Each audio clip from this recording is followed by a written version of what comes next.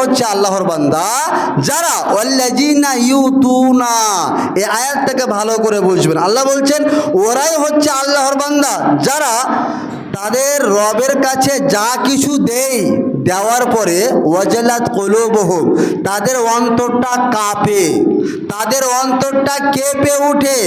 যা কিছু আমল করে, যা কিছু কাজ করে, কাজ করার পরে তাদের অন্তরটা কাঁপে। কি বলে? আন্নাহুম ইলা রাব্বিহিম রাজিউন, যে আল্লাহর কাছে তো আমাকে ফিরে যেতে হবে, এই বলে তাদের অন্তরটা কাঁপে।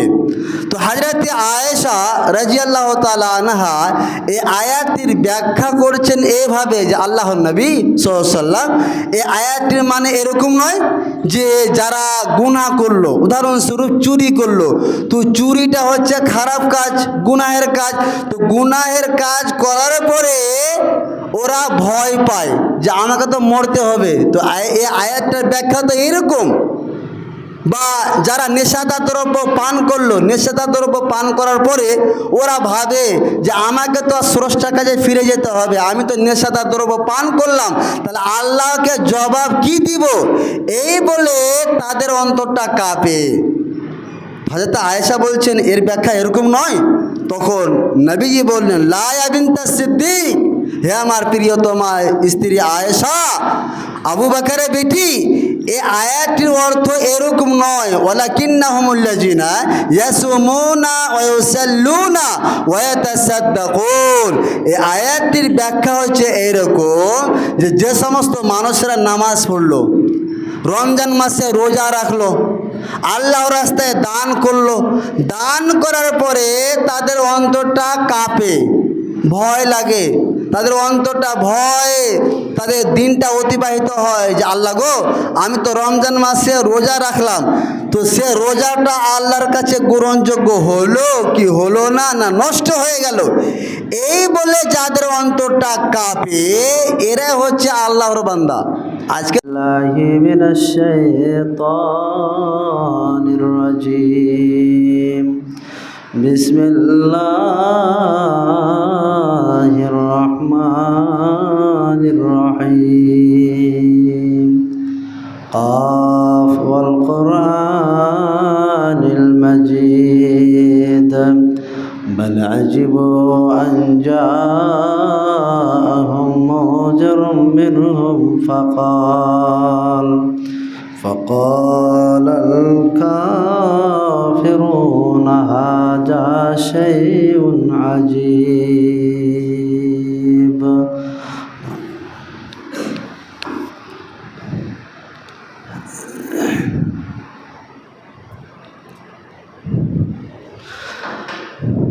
حامدا ومصليا ومسلما أما بعد، أعوذ بالله من الشيطان الرجيم، بسم الله الرحمن الرحيم، ولا تكونوا كالتي نقضت غزلها من بعد قوة أنكاثا. وقال النبي صلى الله عليه وسلم لا يا بنت الصديق ولكنهم الذين يصومون ويصلون ويتصدقون وهم يخافون ألا يقبل منهم الحديث. শ্রদ্ধেয় সম্মানিত আজকে জুমার মুসাল্লিন কিরাম, সমস্ত প্রশংসা আল্লাহ রাব্বুল আলামিনের জন্যই, যিনি আমাদেরকে রমজান মাস পার করার পরে শাওয়াল মাসের প্রথম জুমায় মসজিদে আসার যিনি ক্ষমতা দিয়েছেন, তা তিনার প্রশংসা করি। সকলে আমরা পড়ি আলহামদুলিল্লাহ। তারপরে আমাদের নবী, বিপ্লবী সামাজিক নেতা, বিশ্ব শান্তির অগ্রনায়ক মুহাম্মদ সাল্লাল্লাহু আলাইহি ওয়াসাল্লাম তিনার প্রতি দরুদ ও শান্তির ধারা অবতীর্ণ হোক। আল্লাহুম্মা আমিন। আল্লাহুম্মা সাল্লি আলাইহি, আল্লাহুম্মা বারিক আলাইহি। আজকে আমি আপনাদের সম্মুখে যে বিষয়টিকে নিয়ে আলোচনা করতে চাই তার নাম হচ্ছে রমজান মাস পার করার পরে কি করণীয়। আমাদের সমাজে রমজান মাস পার হয়ে গেল মানে আমরা পার হয়ে গেলাম, সারা বছর আর কিছু করতে হবে না, মসজিদে আসতে হবে না, আর যেগুলো আল্লাহর আদেশ আছে সেগুলো আর আদেশ পালন করতে হবে না। যেটা আমাদের ধারণা যে রমজান মাস আসলো, রমজান মাসে 4 দিন 5 দিন সাজদা ঠুকে দিলাম, রমজান মাসে রোজা রাখার কাজ ছিল, ঠিকা ছিল, আল্লাহর কাছে ঠিকা নিয়েছিলাম, ঠিকা পূরণ করে দিলাম, তারপরে আবার 11 মাস ঘুমিয়ে থাকবো, আরামে থাকবো। এটা কি আল্লাহর বিধান? এটা কি আল্লাহর আদেশ? আল্লাহ রাব্বুল আলামিন এই জন্যই কি আমাদেরকে সৃষ্টি করেছিলেন যে 11 মাস তুমি ঘুমিয়ে থাকবে, 1 মাস শুধু আল্লাহ জীবিত থাকবেন দুনিয়াতে, আর বাদবাকি 11 মাস আল্লাহ ঘুমিয়ে থাকে। এরকম ইসলাম শরিয়তে, ইসলামের দৃষ্টিতে এরকম ইবাদত আল্লাহ রাব্বুল আলামিনের কাছে গ্রহণযোগ্য নয়। আল্লাহ রাব্বুল আলামিনের ইবাদত আপনাকে করতে হবে আপনার জন্ম থেকে নিয়ে মৃত্যু আসা পর্যন্ত। আল্লাহ রাব্বুল আলামিন আল্লাহর ইবাদত করার জন্যই আপনাকে দুনিয়াতে পাঠিয়েছে। আল্লাহ রাব্বুল আলামিন বলছেন, ওয়ামা খালাকতুল জিন্না ওয়াল ইনসা ইল্লা লিয়াবুদুন, আমি জিন এবং মানুষকে সৃষ্টি করেছি শুধুমাত্র তারা আমার ইবাদত করবে, আমার পুজো পাঠ করবে, তার জন্য আমি আল্লাহ ওদেরকে সৃষ্টি করেছি। এটা আল্লাহর উদ্দেশ্য। ইবাদতটা শুধু রমজান মাস খাস নয়, শুধু রমজান মাসে একবারে সাদা পাঞ্জাবি পায়জামা লাগিয়ে আর একবারে সুরমা লাগিয়ে আতর লাগিয়ে ঈদের নামাজ পড়ে নিলাম, 11 মাস ঘুমিয়ে থেকে গেলাম। ইসলামের দৃষ্টিতে আপনাকে এইরকম ইবাদত আল্লাহ চান না। আল্লাহর ইবাদত করতে হবে। আল্লাহ রাব্বুল আলামিন বলছেন, ওয়া'বুদ রাব্বাকা হাত্তা ইয়াতিয়াকাল ইয়াকিন, তোমরা তোমাদের স্রষ্টার আল্লাহ রাব্বুল আলামিনের ইবাদত করতেই থাকো। ওয়া'বুদ, তোমরা করতেই থাকো, তোমরা আল্লাহর ইবাদত করতেই থাকো, হাত্তা, যতক্ষণ পর্যন্ত ইয়াতিয়াকাল ইয়াকিন, তোমাদের মৃত্যু না আসে। তাহলে অত্র আয়াত দ্বারা প্রমাণিত হলো যে আল্লাহ রাব্বুল আলামিনের ইবাদত আপনাকে চালাতেই থাকতে হবে আপনার মৃত্যু আসা পর্যন্ত। এটাই ইসলাম ধর্মের ইবাদত, এটা ইসলাম ধর্মের নিয়ম নীতি রুলস রেগুলেশন। চলে আসে সাহাবা কেরামেরা, সালফে সালেহিনেরা, এদের আমল কেমন ছিল দেখবেন। আল্লাহ রাব্বুল আলামিন যে সমস্ত মানুষেরা আল্লাহর বান্দা, সেই সমস্ত মানুষের সিফাত গুণাবলী বর্ণনা করতে গিয়ে বলছেন ওরাই হচ্ছে আল্লাহর বান্দা। কারা? ইন্নাল্লাযীনা হুম মিন খাশিয়াতি রাব্বিহিম মুশফিকুন, যে সমস্ত মানুষেরা দুনিয়াতে চলাফেরা করে আর চলাফেরা করতে গিয়ে আল্লাহর ভয়ে তাদের অন্তরটা কাঁপে। ইন্নাল্লাযীনা হুম মিন খাশিয়াতি রাব্বিহিম মুশফিকুন, আল্লাহর ভয়ে যাদের অন্তরটা কাঁপে ওরাই হচ্ছে আল্লাহর বান্দা। তারপরে আল্লাহ বলছেন ওরাই হচ্ছে আল্লাহর বান্দা। ওয়াল্লাযীনা হুম বিআয়াতি রাব্বিহিম ইউমিনুন, যে সমস্ত মানুষেরা তারা তাদের রবের আয়াতগুলোর প্রতি ঈমান নিয়ে আসে ওরাই হচ্ছে আল্লাহর বান্দা। ওয়াল্লাযীনা হুম বিরাব্বিহিম লা ইউশরিকুন, ওরাই হচ্ছে আল্লাহর বান্দা যারা তাদের রবের সাথে অন্য কাউকে অংশীদার স্থাপন করে না।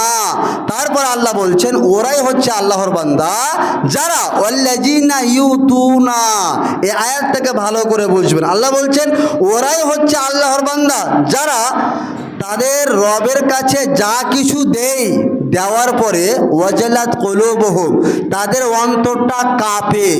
তাদের অন্তরটা কেঁপে উঠে, যা কিছু আমল করে, যা কিছু কাজ করে, কাজ করার পরে তাদের অন্তরটা কাঁপে। কি বলে? আন্নাহুম ইলা রাব্বিহিম রাজিউন, যে আল্লাহর কাছে তো আমাকে ফিরে যেতে হবে, এই বলে তাদের অন্তরটা কাঁপে। তো হযরত আয়েশা রাদিয়াল্লাহু তাআলা আনহা এই আয়াতটির ব্যাখ্যা করছেন এইভাবে যে আল্লাহর নবী সাল্লাল্লাহু আলাইহি ওয়াসাল্লাম এই আয়াতটির মানে এরকম নয় যে যারা গুনাহ করলো, উদাহরণস্বরূপ চুরি করলো, তো চুরিটা হচ্ছে খারাপ কাজ, গুনাহের কাজ। তো গুনাহের কাজ করার পরে ওরা ভয় পায় যে আমাকে তো মরতে হবে। তো এই আয়াতটার ব্যাখ্যা তো এরকম। বা যারা নেশাদার দ্রব্য পান করলো, নেশাদার দ্রব্য পান করার পরে ওরা ভাবে যে আমাকে তো স্রষ্টার কাছে ফিরে যেতে হবে, আমি তো নেশাদার দ্রব্য পান করলাম, তাহলে আল্লাহকে জবাব কি দিব, এই বলে তাদের অন্তরটা কাঁপে। হযরত আয়েশা বলছেন এর ব্যাখ্যা এরকম নয়। তখন নবীজি বললেন, লা ইয়া বিনতা সিদ্দিক, হে আমার প্রিয়তমা স্ত্রী আয়েশা, আবু বকরের বেটি, এই আয়াতটির অর্থ এরকম নয়। ওয়ালাকিন্নাহুমুল্লাযিনা ইয়াসুমুনা ওয়া ইউসাল্লুনা ওয়া ইয়াতাসাদ্দাকুন। এই আয়াতটির ব্যাখ্যা হচ্ছে এরকম যে যে সমস্ত মানুষরা নামাজ পড়লো, রমজান মাসে রোজা রাখলো, আল্লাহর রাস্তায় দান করলো, দান করার পরে তাদের অন্তরটা কাঁপে, ভয় লাগে, তাদের অন্তরটা ভয়ে তাদের দিনটা অতিবাহিত হয় যে আল্লাহ গো, আমি তো রমজান মাসে রোজা রাখলাম, তো সে রোজাটা আল্লাহর কাছে গ্রহণযোগ্য হলো কি হলো না, না নষ্ট হয়ে গেল, এই বলে যাদের অন্তরটা কাঁপে এরা হচ্ছে আল্লাহর বান্দা। আজকে দেখুন, আপনি রমজান মাসে রোজা রাখলেন, সাদা পাঞ্জাবি পায়জামা পরে আর লুঙ্গি পরে, আর একবারে টাইম টু টাইম এসে আর কে কি করলো না করলো সব খুদ আপনি বের করে রমজান মাস শেষ হয়ে গেল, আপনি সব ছেড়ে দিলেন। নাউজুবিল্লাহ, এরকম ইবাদত আল্লাহর কাছে 1% কবুল হবে না, 1 ইঞ্চি কবুল হবে না। আমি বলিনি, আল্লাহর নবী বলছেন, আপনাকে হাদিস শোনাবো। তবে এতটুকু মনে রাখেন, দেখুন আল্লাহর বান্দা ওরাই যারা রমজান মাসে সিয়াম পালন করলো, সিয়াম পালন করার পরে তাদের অন্তরটা কাঁপে যে আল্লাহজি, আমি যে সিয়াম পালন করলাম, তো সেই সিয়ামের নেকিটা নষ্ট হয়ে গেল না তোমার কাছে কবুল হলো, এই বলে তাদের অন্তরটা কাঁপে। সালফে সালেহিনেরা ওই জন্যই রমজান মাস পার হয়ে যেত, রমজান মাস পার হওয়ার পরে 6 মাস শুধু আল্লাহর কাছে প্রার্থনা করতো, আল্লাহ আমি যে রমজান মাসে সিয়াম পালন করলাম, আল্লাহ তুমি সে সিয়ামকে কবুল করো। এই কবুল করো কথাটা 6 মাস শুধু আল্লাহর কাছে প্রার্থনা করতেন। আজকে আমি আপনি কোথায়? আজকে আপনার ইমান আর আমার ইমান কোথায়? রমজান মাস শেষ করলাম মানে সব কিছু শেষ, গুনাহ টুনা যা ছিল সব মুছিয়ে দিলাম, 11 মাস ঘুমিয়ে থাকবো। আল্লাহ আপনার জন্য তৈরি করে রেখেছে মেহমানখানা। কি মেহমানখানা দিবে? কোরআনে আয়াত পাঠ করছি। তবে এতটুকু জেনে রাখেন, এরকম ইবাদত আল্লাহর কাছে গ্রহণযোগ্য হবে না। আল্লাহ রাব্বুল আলামিন কোরআন মাজিদের মধ্যে তুলে ধরছেন, শুনো, ইন্না সলাতা তানহা আনিল ফাহশাই ওয়াল মুনকার।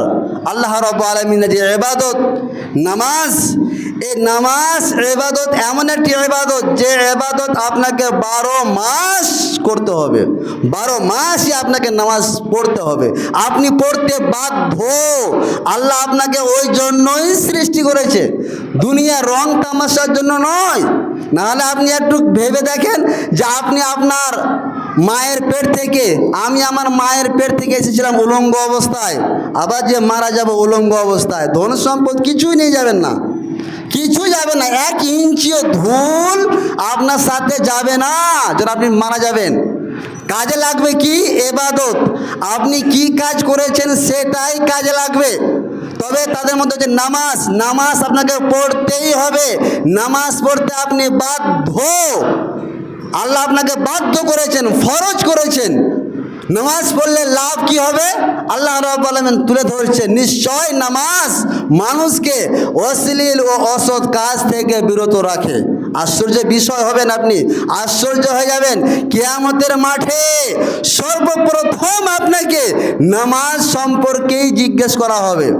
আপনি রোজা রেখেছিলেন, আলহামদুলিল্লাহ, সেটা পরে, আগে নামাজ। হযরতে আনাস রাদিয়াল্লাহু তাআলা আনহু থেকে বর্ণিত, নবীজি বলছেন, আউয়ালু মা ইউহাসাবু বিল আবদু ইয়াউমাল কিয়ামাতি সালাহ। কিয়ামতের দিনে সর্বপ্রথমে নামাজ সম্পর্কে জিজ্ঞেস করা হবে। ফাইন সালাহাত সালাহা লাহু সাইরু আমালি। আপনার নামাজ যদি ঠিক থাকে, নামাজ যদি শুদ্ধ হয়, বাকি আমলগুলো শুদ্ধ, বাকি আমলগুলো আল্লাহ রাব্বুল আলামিন আপনার নেকি দেবেন। ওয়াইন ফাসাদাত ফাসাদা লাহু সাইরু আমালি। আপনার নামাজ নাই, বাকি আমল নষ্ট, এমনিতেই নষ্ট। আপনি যদি দান করে করে করে যদি 10 তলা যদি বিল্ডিং মাদ্রাসা বানান, আর নামাজ যদি আপনার না থাকে, 1 ইঞ্চিও আপনি আল্লাহর কাছে নেকি পাবেন না। তার কারণ যে আপনার এর ফার্স্ট নামাজই নেই। নবীজি বললেন, আগে নামাজ সম্পর্কে কিয়ামতের মাঠে জিজ্ঞেস করা হবে। নামাজ যদি আপনার আছে, নামাজ যদি শুদ্ধ, নামাজ যদি আপনি পড়ে থাকেন, তাহলে বাকি আমলগুলোর আপনি নেকি পাবেন। ওয়াইন ফাসাদাত ফাসাদা লাহু সাইরু আমালি। আর আপনার নামাজ যদি নষ্ট, নামাজ যদি আপনি না পড়ে থাকেন, বাকি আমলগুলো একেবারে ভ্যানিশ, একবারে নষ্ট, 1 ইঞ্চি নেকি পাবেন না। হযরতে আবু হুরায়রা রাদিয়াল্লাহু তাআলা আনহু থেকে বর্ণিত, নবীজি বলছেন, as-সালাতু সালাসাতু আসলাসিন। নামাজ পড়ে যে নেকিটা পাওয়া যায়, সেই নেকিটা 3 ভাগে বিভক্ত। কয় ভাগে বিভক্ত বললাম? 3 ভাগে। আত-তুহুরু সুলুসুন, 1 ভাগ উজুর মাধ্যমে। 1 ভাগ কিসের মাধ্যমে? উজু। আপনাকে উজু ভালোভাবে করতে হবে। দেখবেন কিছু কিছু মানুষ উজু করে একেবারে সাড়া মেরে দিল একেবারে, মানে ও দেখালো 5 খালো না। একজন এই যে ছুটিতে গেলাম, তো একজন ছেলে ও উজু মানে করছে আর কি, তো এভাবে করছে, মানে এদিকে নিয়ে আসে না। ওকে জিজ্ঞেস করলাম যে কেন ভাই তুমি এভাবে উজু করছো? বলছে যে সিথাটা আমার হয়ে যাবে, মানে নষ্ট হয়ে যাবে। সিথা করেছে, সিথা নষ্ট হয়ে যাবে। মাসা করার সিস্টেম কি? আপনি এখান থেকে নিয়ে যাবেন, এখান থেকে নিয়ে আসবেন, আবার এখানে এসে ছাড়বেন, এটা সিস্টেম। এখান থেকে ও এভাবে করছে, এভাবে উজু হবে না। তাহলে উজু, আপনাকে নামাজ পড়তে গেলে আগে উজু সুন্দরভাবে করতে হবে। উজু মানে নামাজ পড়ে যে নেকি পাওয়া যায় 3 ভাগে ভাগ। তার মধ্যে 1 ভাগ হচ্ছে উজুর মাধ্যমে। আর তুহুরু সুলুসুন, কোনো হাদিসে নেই যে কেরাত লম্বা করলে নেকি বেশি পাওয়া যাবে বা 1 ভাগ নেকি, এরকম হাদিসে নেই। কেরাত যতটা হোক, আপনাকে উজু পরিপূর্ণ হতে হবে। তারপর 2 নম্বর হচ্ছে ওয়া রুকু ও সুলুসুন। রুকু আপনাকে পরিপূর্ণ হতে হবে। রুকু দেখবেন আমাদের সমাজে কি হয়, যারা তারাবির নামাজ পড়ায় বা পড়ে, দেখবেন যে কেরাত করে দেয় লম্বা, কেরাত লম্বা করে দিলে আর রুকু সাজদা ফটাফট 5G স্পিডে মারলো। 1% কিছু হবে না, 1% নয়, 1% আপনি নেকি পাবেন না। আপনার রুকু লাগবে আপনাকে। ও রুকু ও সুলুসুন, নামাজ পড়ে যে নেকি পাওয়া যাবে, দ্বিতীয় ভাগ হচ্ছে রুকু। তারপর তৃতীয় ভাগ হচ্ছে ও সুজুদ ও সুলুসুন, তৃতীয় ভাগ হচ্ছে সাজদার মাধ্যমে। তাহলে রুকু আপনাকে ভালো করতে হবে, সাজদা আপনাকে পরিপূর্ণ করতে হবে, আর উজুটা আপনাকে ভালো করতে হবে। তাহলে আপনি নামাজের সম্পূর্ণ যেটা নেকি পাওয়া যায়, সে নেকিটা আল্লাহ আপনাকে দেবেন। ফামান আদ্দাহা বিহাক্কিহা, কোনো ব্যক্তি যদি এগুলোকে সঠিকভাবে পালন করে, তাহলে আল্লাহর কাছে নামাজ গ্রহণযোগ্য হবে।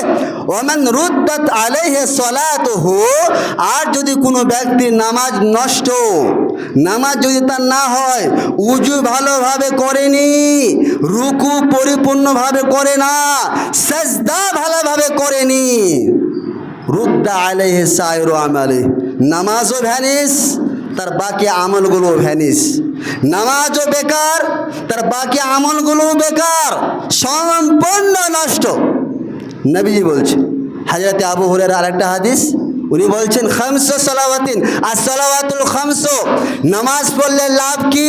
as-সালাওয়াতুল খামসু, 5 ওয়াক্তের নামাজ, ওয়াল জুমআতু ইলাল জুমআতি, 1 জুমা থেকে আরেক জুমা, ও রমজান ইলা রমজান, 1 রমজান থেকে আরেক রমজান পর্যন্ত, মুকাফফারাতুল লিমা বাইনাহুন্না ইয়াজতুনিবাতিল কাবায়িরু, এগুলো আমল হচ্ছে কাফারা, সেই সমস্ত গুনাহের কাফারা, যে সমস্ত গুনাহগুলো এর মধ্যবর্তী করা হয়। আপনি জোহরের নামাজ পড়লেন, জোহরের নামাজ পড়ার পরে আপনি বাড়ি গেছেন, কাউকে আপনি একটা খারাপ ভাষা গালি দিয়ে দিলেন।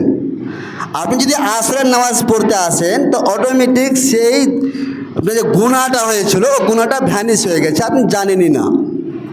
নবীজি বলছেন যে মুকাফফিরাতুন লিমা বাইনাহুন্না ইজতুনিবাতিল কাবায়ির, 5 ওয়াক্তের নামাজ, রমজানের রোজা এবং এক জুমা থেকে আরেক জুমা, এগুলো হচ্ছে কাফফারা ওই সমস্ত গুনাহের যে সমস্ত গুনাহ এর মধ্যবর্তী করা হয়।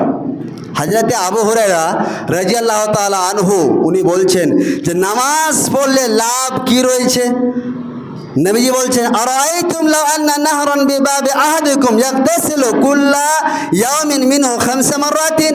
হে আমার সাহাবীরা, আচ্ছা তোমরা বলো তো, তোমাদের যদি বাড়ির দরজার পাশে একটি নহর থাকে, একটি নদী থাকে, এবং সেই নদীতে ইয়াগতাসিলু কুল্লা ইয়াউমিন 5 মাররাতিন, কোনো ব্যক্তি যদি 5 ওয়াক্তের নামাজ পড়ে, হাল ইয়াবকা মিন দারানিহি শাইউন, ওই লোকটার শরীরে কি কোনো নাপাক বা কোনো গুনাহ কি থাকতে পারে? ওই লোকটার শরীরে কি কোনো নোংরা আবর্জনা থাকতে পারে? সাহাবীরা বললেন লা ইয়াবকা মিন দারানিহি শাইউন, ওই লোকটার শরীরে কোনো নাপাক থাকতে পারে না। তখন নবীজি বললেন কাযালিকা ফাযালিক মাসালুস সালাওয়াতিল খামস ইয়ামহুল্লাহু বিহিন্নাল খাতায়া, সেরকম হচ্ছে 5 ওয়াক্তের নামাজ। আপনি যদি 5 ওয়াক্তের নামাজ আদায় করেন তাহলে অটোমেটিক আপনার যে গুনাহ হয়ে থাকে চলাফেরা করতে, সেই গুনাহগুলো অটোমেটিক ভ্যানিশ হয়ে যায়। তার নামাজ কতটা লাভের জিনিস দেখেন, কতটা লাভের জিনিস। আজকে চ্যাটজিপিটিকে আপনি জিজ্ঞেস করবেন, চ্যাটজিপিটিকে জিজ্ঞেস করবেন যে নামাজ পড়লে বৈজ্ঞানিক পদ্ধতিতে লাভ কি। আমি সকালে জিজ্ঞেস করেছিলাম, তো চ্যাটজিপিটি বলছেন যে আরে নেকি পাওয়ার সাথে সাথে হালকা শরীরের ব্যায়াম হয়, মানসিক চাপ নিয়ন্ত্রণে থাকে, রক্ত সঞ্চালনটা ঠিক থাকে, শরীরের মাংসপেশি হাড় হাড্ডিগুলো ঠিক থাকে, ওকে থাকে, অসুখ বিসুখ কম হবে। এটা চ্যাটজিপিটি বলছেন, চ্যাটজিপিটি, যেটা আপনি আমি এখন বললেই সব চলে আসে। বিশ্বাস না হলে আপনি নামাজ পড়ে খালি জিজ্ঞেস করবেন চ্যাটজিপিটিকে যে চ্যাটজিপিটি একটা প্রশ্ন, সেটা কি নামাজ পড়লে বৈজ্ঞানিক পদ্ধতিতে লাভ কি কি, আপনাকে এগুলো বলবে। তো এতগুলো লাভ আজকে আপনি আমি কি করি, সকালবেলা ফজরের নামাজ না পড়তে এসে আম বাগানে যাই। কেন যাই? একটু ঘোরাফেরা করি, একটু দৌড়াই, ওজনটা কমবে। ওজন কমাতে চান 5 ওয়াক্তের নামাজ পড়ুন। ওজন কমাতে চান 5 ওয়াক্তের নামাজ পড়ুন। হালকা ব্যায়াম করতে চান 5 ওয়াক্তের নামাজ পড়ুন। আপনাকে অসুখ হয়েছে নামাজ পড়ুন। আপনি আপনার শরীরকে রক্ত সঞ্চালন ঠিক করতে চান, নামাজ পড়তে আসেন। নামাজ নেই, অথচ পিটি করে। আস্তাগফিরুল্লাহ। নামাজের চাইতে দুনিয়াতে পিটি কি আছে? নামাজের চাইতে আর পিটি এসে বড় পিটি কি আছে? আপনি রুকু গেলেন, দেখবেন যে হাড়গুলো নিজের নিজের জায়গাতে চলে যায়। আর আরেকটা সবচেয়ে বড় কথা যেটা চ্যাটজিপিটি বলছেন, যে সবচেয়ে বড় কথা হলো নামাজ আপনাকে সময়, কোন সময় আপনি কি করবেন, আপনাকে দৈনন্দিন রুটিন শিখায়। নামাজ আপনাকে আপনি কি কাজ করবেন সকাল থেকে নিয়ে রাত 10টা পর্যন্ত আপনাকে নামাজটা শিখায়। এতগুলো উপকার, অথচ নামাজই আমরা পড়ি না, নামাজই পড়ি না। হযরতে উবাদা ইবনে সামিত রাদিয়াল্লাহু তাআলা আনহু বলছেন যে নবী সাল্লাল্লাহু আলাইহি ওয়াসাল্লাম বললেন কি কথা, 5 সালাওয়াতিন, হে আমার উম্মতিরা শোনো, 5 ওয়াক্তের নামাজ, ইফতারাজাহুন্নাল্লাহু তাআলা, আল্লাহ রাব্বুল আলামিন তোমাদের উপরে ফরজ করেছেন। মান আহসানা উজুহাহুন্না ওয়া সাল্লাহুন্না ওয়া আতাম্মা রুকুআহুন্না ওয়া খুশুআহুন্না, তোমাদের মধ্যে যে ব্যক্তি সুন্দর করে উজু করলো, সুন্দর করে রুকু করলো, বিনয়ের সাথে ভয় ভীতি নিয়ে সাজদা করলো, কানা লাহু আলাল্লাহি আহাদুন, আল্লাহ রাব্বুল আলামিনের উপর দায়িত্ব হয়ে যায় ওই বান্দার প্রতি। আল্লাহ নিজের উপরে দায়িত্ব নিয়ে নেয়, ভার নিয়ে নেয়, ডিউটি নিয়ে নেয় ওই বান্দাকে ক্ষমা করার। বলুন সুবহানাল্লাহ। আল্লাহ দায়িত্ব নিয়ে নেয় যে আমি একে ক্ষমা করবই, তার কারণ এ বান্দা আমার নামাজ পড়েছে। এবং ওয়ামান লাম ইয়াফআল, ফালাইসা লিল্লাহি হাজা ইন শাআ ইয়াগফির লাহু ওয়া ইন শাআ আকাবা। আপনি যদি ভালোভাবে উযু না করেন, ভালোভাবে যদি আপনি রুকু না করেন, ভালোভাবে যদি আপনি সিজদা না করেন, তো আল্লাহর কোনো যাই আসে না। আল্লাহ আপনাকে ইচ্ছা করলে ক্ষমা করতে পারেন, আর আল্লাহ ইচ্ছা করলে আপনাকে শাস্তিও দিতে পারেন। তাহলে নামাজটা আপনাকে ঠিক রাখতে হবে। হযরত আবু উমামা বলছেন যে নবী করিম সাল্লাল্লাহু আলাইহি ওয়াসাল্লাম বললেন, সাল্লু খামসাকুম, তোমরা 5 ওয়াক্তের নামাজ পড়ো, ওয়া সুমু শাহরাকুম, তোমরা রমজান মাসে রোজা রাখো, ওয়াতু যাকাত আমওয়ালিকুম, তোমরা তোমাদের ধন সম্পদের যাকাত দাও, ওয়াতিউ আমরুকুম, আল্লাহ রাব্বুল আলামিন তোমাদের যা আদেশ করেছে তা আদেশকে ফলো করো, তাদখুলু জান্নাত রাব্বিকুম, তাহলে তোমাদের স্রষ্টা তোমাদেরকে জান্নাত দেবেন। কিসের দৌলতে? 5 ওয়াক্তের নামাজের দৌলতে। রোজা রাখবে পরে, যাকাত দেবে পরে, আগে সল্লু খামসাকুম, আগে 5 ওয়াক্তের নামাজ পড়ো। 5 ওয়াক্ত যদি নামাজ যদি আপনি পড়েন, লাভ কোথায়? হযরত আব্দুল্লাহ ইবনে আমরের হাদিসে রয়েছে, নবীজি বললেন, মান হাফাযা আলাইহা কানাত লাহু নূরান ওয়া বুরহানান ওয়া নাজাতান, তোমাদের মধ্যে যে ব্যক্তি সঠিক নিয়মে সঠিক সময়ে যে ব্যক্তি 5 ওয়াক্তের নামাজ আদায় করলো, কিয়ামতের দিনে এই নামাজটা ওই ব্যক্তির জন্য আলো হবে, জ্যোতি হবে, প্রমাণ হবে, মুক্তির উপায় হবে। 3টে লাভ। আলো হবে, কিয়ামতের দিন অন্ধকার থাকবে কিয়ামতের মাঠটা, সেই মাঠটায় নামাজটাই আপনাকে কিয়ামতের মাঠে আপনার জন্য আলো হবে, প্রমাণ হবে, দলিল কীরকম? উদাহরণস্বরূপ আপনি ধরলেন যে বলছেন এই জায়গাটা হচ্ছে মসজিদের, আপনি বলছেন, সরকার লোক এসে বলছে না এটা মসজিদের নয়, এটা আমাদের জায়গা, আপনি বলছেন দলিল আছে তো আমার কাছে, দলিল দেখালেন। এরকমই এই নামাজটা আপনার কিয়ামতের মাঠে দলিল হবে, মুক্তির উপায় হবে, জাহান্নাম থেকে আপনাকে নাজাত দেবে নামাজ। ওমান লাম ইউহাফিজ আলাইহা, আর আপনি যদি 5 ওয়াক্তের নামাজ যদি হেফাজত না করেন, লাম তাকুন লাহু নূরান ওয়ালা বুরহানান ওয়ালা নাজাতান ইয়াউমুল কিয়ামা, কিয়ামতের দিনে আপনার জন্য এই নামাজ আলো হবে না, আপনার জন্য জ্যোতি হবে না, প্রমাণ হবে না, আর আপনার মুক্তির উপায় হবে না। সবচেয়ে বড় কথা কি জানেন? ওয়া কানা ইয়াউমুল কিয়ামাতি মা কারুন ওয়া ফিরআউন ওয়া হামান ওয়া উবাই ইবনে খালফ। কারণ ফেরাউন, হামান আর উবাই ইবনে খালফ, এগুলো লোক কি? ভালো লোক? খারাপ লোক? এই লোকগুলোর সাথে আপনার কিয়ামতের মাঠে বসবাস হবে। আপনি এদের সাথে থাকবেন, ফেরাউনের সাথে, আপনি হামানের সাথে থাকবেন কিয়ামতের মাঠে, আপনি উবাই ইবনে খালফের সাথে থাকবেন। আজ যদি আপনি নামাজ পড়েন, তাহলে আপনি আবু বকরের সাথে থাকবেন, ওমরের সাথে থাকবেন, আলীর সাথে থাকবেন, মুহাম্মদ সাল্লাল্লাহু আলাইহি ওয়াসাল্লামের সাথে থাকবেন। নামাজ না পড়লে আপনাকে ফেরাউনের সাথী হতে হবে, ফেরাউনের বন্ধু হতে হবে। জি, নামাজ আপনাকে পড়তে হবে, নামাজ আপনি পড়তে বাধ্য। আমি সংক্ষেপে চলে যাই, সমাজ যেহেতু হয়ে চলে আসলো আর কি। 2টো কথা, সেটা হচ্ছে নামাজ যদি আপনি না পড়েন, দুনিয়াবি শাস্তি কি এবং আখেরাতে শাস্তি কি, 2টো ভালো করে শুনবেন। দুনিয়াতে কি শাস্তি রয়েছে বেনমাজির, আর আখেরাতে কি শাস্তি রয়েছে। শেখ উসাইমিন ইবনে রাহিমাহুল্লাহ তিনার একটা বই রয়েছে রিসালা, সে রিসালা গ্রন্থের নাম হচ্ছে সালাত ত্যাগকারীর বিধান। সেইখানে কয়েকটি বাক্য লেখা রয়েছে, সে বাক্যগুলো আমি আপনাকে পাঠ করে শোনাচ্ছি যে নামাজ যদি আপনি না পড়েন দুনিয়াবি শাস্তি কি। দুনিয়াবি 1 নম্বরের শাস্তি হলো একজন নামাজি মেয়ের সাথে বেনামাজি ছেলের বিয়ে দেওয়া হারাম, না জায়েজ। যতদিন থাকবে, যতদিন মিলামেশা করবে, মেয়েটা যদি নামাজি হয়, ছেলেটা যদি বেনামাজি হয়, মিলামেশা হারাম হারাম হারাম। এটা আমি বলিনি, শেখ উসাইমিন ইবনে রাহিমাহুল্লাহ বলেছেন। ওই জন্য বলি, মেয়ে যদি নামাজি হয়, বেনামাজি ছেলের সাথে বিয়ে দিয়েন না, খবরদার। একটা গরিব ঘরের 5 ওয়াক্তের নামাজ পড়নেওয়ালা ছেলের সাথে বিয়ে দেন, তার কারণ সম্পর্ক যেহেতু হারাম। আপনার মেয়ে যদি বেনামাজি হয়, ছেলে যদি না নামাজি হয়, তাহলে একবারে মিলামিশা হারাম। সম্পর্ক বিচ্ছেদ, তালাক হয়ে গেছে, আপনি জানেনই না। 14 বার করে আপনি যে কোর্টে বিয়ে করেন, মালদা কোর্ট গিয়ে, চাঁচল কোর্ট গিয়ে বিয়ে করেন, তবুও হারাম, সম্পর্ক বিচ্ছেদ, আপনি জানেনই না। 1 নম্বর শাস্তি। 2 নম্বর শাস্তি হলো, বেনামাজি যদি কোনো জন্তু জবে করে, সেই জন্তুর মাংস খাওয়া না জায়েজ, হারাম হারাম হারাম। 2 নম্বর ফতোয়া তিনি দিয়েছে। তিনি শেখ উসাইমিন ইবনে রাহিমাহুল্লাহর একটি বই রয়েছে, রিসালা নামক গ্রন্থ, সেখানে লেখা রয়েছে এগুলো কথা।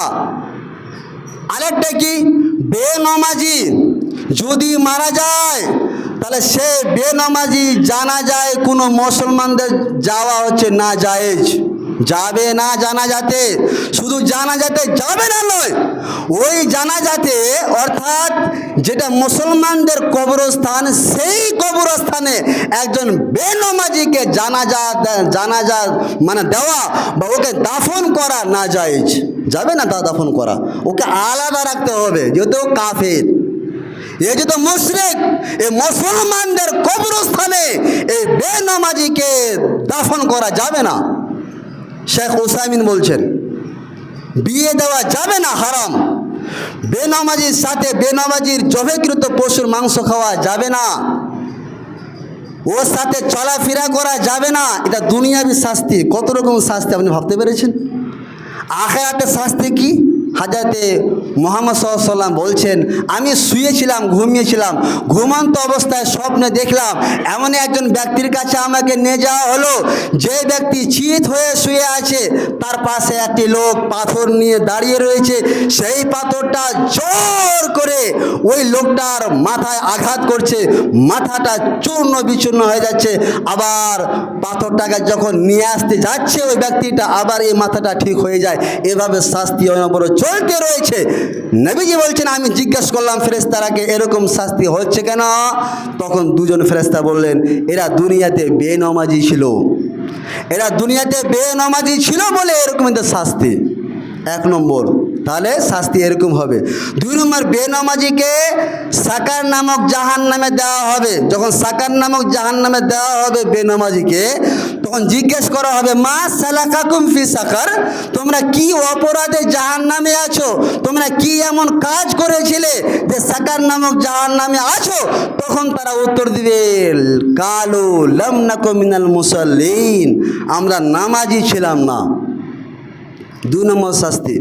3 নম্বর হলো, জাহান্নামের তলদেশে একটা জায়গা রয়েছে, যে জায়গাটার নাম হচ্ছে গাইয়া, যেখানে পুজ থাকে, যেখানে রক্ত থাকে, যেখানে জাহান্নামীরা যে জাহান্নামে আগুনে জ্বলে, মানে পুজ, রক্ত, নাড়ি ভড়ি, ময়লা আবর্জনা সে খালে গিয়ে পড়ে, গাইয়া নামক খালে।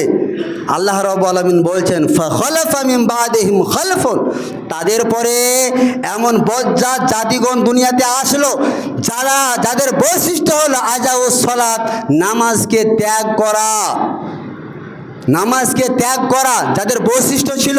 ওয়াত্তাবাউস শাহওয়াত, নিজের মন মতন দুনিয়াতে চলতো, অথচ আল্লাহ আমি এদেরকে সৃষ্টি করেছি তথাপিও নামাজকে ছেড়ে দিয়ে চলতো, নিজের মন মতন চলতো। ফাসাউফা ইয়ালকাউনা গাইয়া, তাদেরকে গাইয়া নামক তলদেশ, গাইয়া নামক খালে তাদেরকে ভরে দেওয়া হবে। যে গায়া নামক আপনাকে জাহান্নামে যেতে হবে, আপনি যদি নামাজ না পড়েন, আমি যদি নামাজ না পড়ি, আমাকে গায়া নামক জাহান্নামে যেতে হবে। কাজে আল্লাহ রাব্বুল আলামিনের কাছে এরকম ইবাদত, কোনো ইবাদতই সিস্টেম নেই যে আপনি রমজান মাসে 1 মাস সাদা পাঞ্জাবি পায়জামা টুপি লাগিয়ে 1 মাস একবারে সাজদা ঠুকে, রুকু ঠুকে, দান করে সব কিছু করলেন, রমজান মাস পার হয়ে গেল, মসজিদকে বলে আপনি ভুলে গেলেন, 11 মাস আপনি শুয়ে থাকলেন। এইরকম ইবাদত আল্লাহর কাছে 1% কবুল হবে না। কাজে আল্লাহর কাছে আমরা প্রার্থনা করি, হে পরওয়ারদিগার আলাম, আমরা যেন 5 ওয়াক্তের নামাজ আমরা নিয়মিত সময় মতো সঠিক নিয়মে সঠিক পদ্ধতিতে যেন আমরা 5 ওয়াক্তের নামাজ আদায় করতে পারি, তার তুমি ক্ষমতা দিও। সকলে পড়ুন আল্লাহুম্মা আমিন। আউযু বিল্লাহি মিনাশ শাইতানির